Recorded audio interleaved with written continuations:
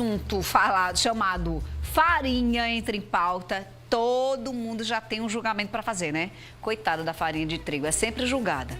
É o ingrediente principal de muitas receitas.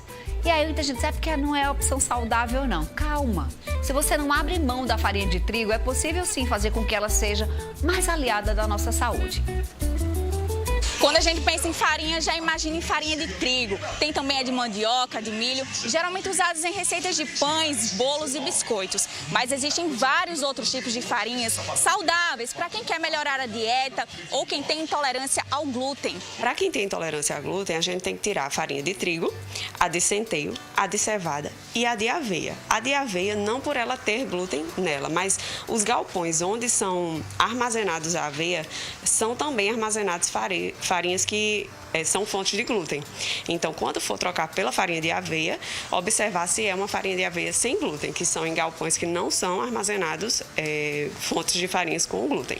Se a compra das farinhas for a granel, o valor pode ser encontrado a partir de R$10 e pode variar dependendo da quantidade. Mas tem a opção para quem achar que o preço vai pesar no bolso. Tem várias opções, porque às vezes a gente só vai no supermercado e não tem essa oportunidade de conhecer outras alternativas. Mas no mercado existem várias opções para comprar a granel, para não precisar levar 1 quilo para casa e ver como é que vai ser o sabor. Então você pode comprar um pouquinho de cada e ir experimentando como é que fica melhor. Tem a opção da gente fazer em casa também. Por exemplo, a farinha de amêndoas dá para a gente fazer em casa, dá para a gente comprar as amêndoas, a gente deixa elas de molho.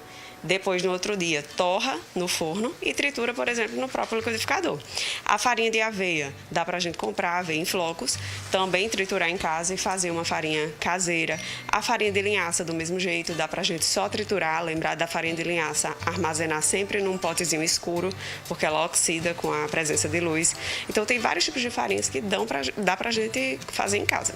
E a famosa farinha de trigo industrializada, tão presente em pães, bolos e biscoitos, não é a opção mais indicada para quem busca uma alimentação mais saudável não, viu?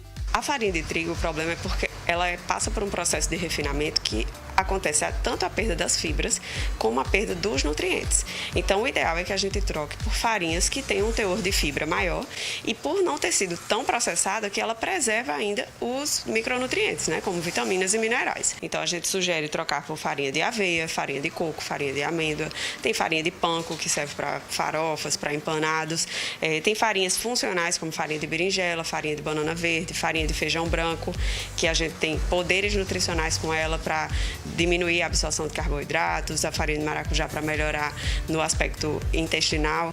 Então, por exemplo, para uma receita que você já tem, uma receita tradicional da sua casa, dá para você trocar a farinha de trigo pela farinha de trigo integral. Se a textura você acha que não vai ficar tão legal, pelo menos tentar fazer meio a meio, metade farinha de trigo, metade farinha de trigo integral.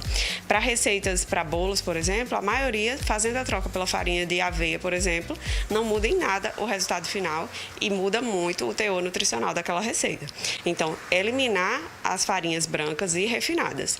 Mas dá pra gente manter, por exemplo, a farinha de trigo, escolhendo, por exemplo, a versão integral dela mesma, que vende em qualquer supermercado, em lojas de produtos naturais, que é vendida a granel. Não é difícil de achar, não.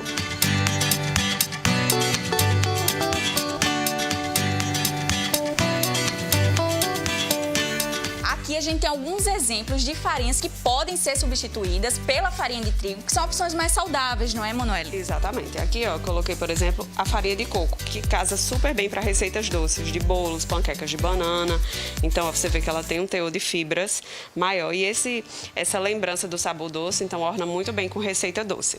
Aqui a farinha de amêndoa. Então, bolos tradicionais, dá pra gente trocar e fazer um bolo low carb, por exemplo, reduzindo o carboidrato, trocando por uma farinha fonte de gorduras, né, que são fontes de gorduras boas.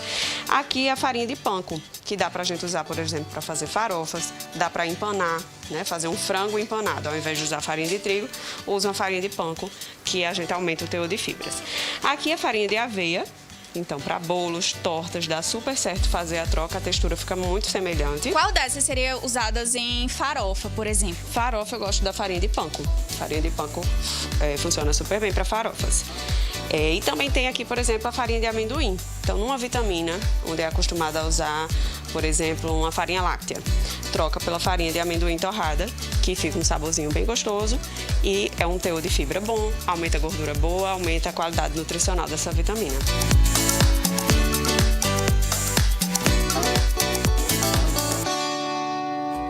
Dá para ter como aliado, né? É só saber fazer as escolhas certas, usar. A palavra da vida, gente, é equilíbrio, não é? Com equilíbrio dá pra gente saborear, um dia comer assim, depois substituir um pouquinho e a gente vai conseguindo organizar a nossa alimentação. Vamos organizar um outro aspecto também da nossa vida. Sabe quando